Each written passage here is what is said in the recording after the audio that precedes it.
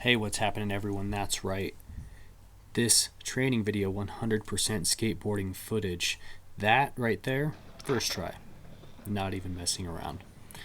However, the rest of the shit does not come easy. This is a training video in essence, so hopefully the subject that I'm talking about will have a big carryover to just, powerlifting at the very least, but definitely life in general, I feel. So, let me explain kind of how my mind works. I started skateboarding at a pretty young age, so in my formative teen years, I was looking at life through the filter of a skateboarder, and how that impacted me was sort of my mental attitude and the way that I looked at life. So, the mental attitude of a skateboarder is essentially just to try something to see if you can. That's the just general essence of it. And the next to that would be to always improve what you can already do. Now, taking these two things, it's just like what you're looking at now, is I can already do these tricks by themselves, but can I do them together? And can I clean them up and improve the actual quality and style of the trick? How well can I do these frontside 180s, maybe down this bank or something else? These are all different qualities. That one was much better. These are all different qualities that you can do as a skateboarder to improve yourself as a skater.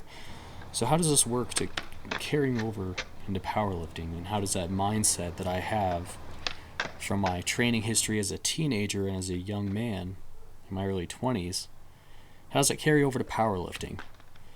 And really, all it boils down to is risk-taking within reason, thinking of getting better at your movements versus getting better at weights.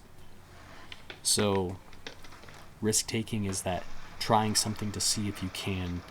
And in the weight room, that's pushing yourself for a new rep max. So if that's a 1 to 2 or 3, 4, 5, 6, 10, 20 rep max, that's an amount of risk that you have to take. And of course you have to be within reason of that risk-taking.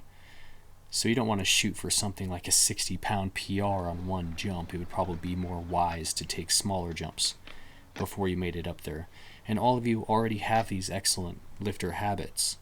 So that's nothing new to you. Just make sure that your training has a moderate amount of risk, because if it has that, then you're going to have a fairly progressive and demanding training program. If there's no risk, then there's not going to be a reward. So the saying goes, and that's definitely true.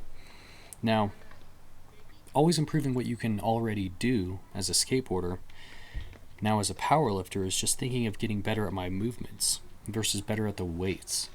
So I just really have 3 tricks that I'm mastering as a powerlifter: the squat, the bench, and the deadlift. And if you want to include other movements, then great. Those are all other tricks that you can master, and all you're doing by practicing these tricks in the gym is improving your speed, your technique, and the weight that you can do with those tricks, those movements, the squat, bench, deadlift, overhead press, whatever it may be. And in a skateboarding context, rather than adding weight like we do in the gym, it would just be adding stairs, adding a longer rail, going faster, those types of qualities. Now, why is risk-taking important? It helps build your confidence. It develops a finer understanding of your abilities, and it makes the training program more fun.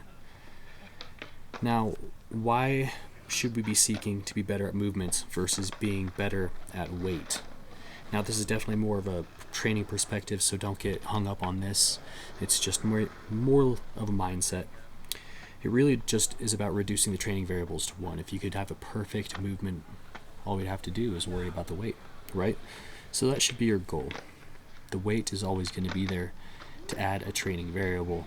Your best bet is to work to reduce them to just 1, the weight.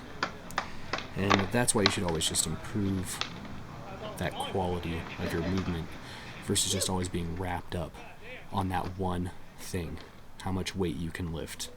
You should also consider how many times you can perform that movement at a certain weight. Those would be your rep maxes. How fast you can lift that weight, how much you can sustain the speed, at a certain amount of weight. These are all different things you can do to improve your quality of your lifts, and these are just different ways that I look at training as a skateboarder now, as a powerlifter.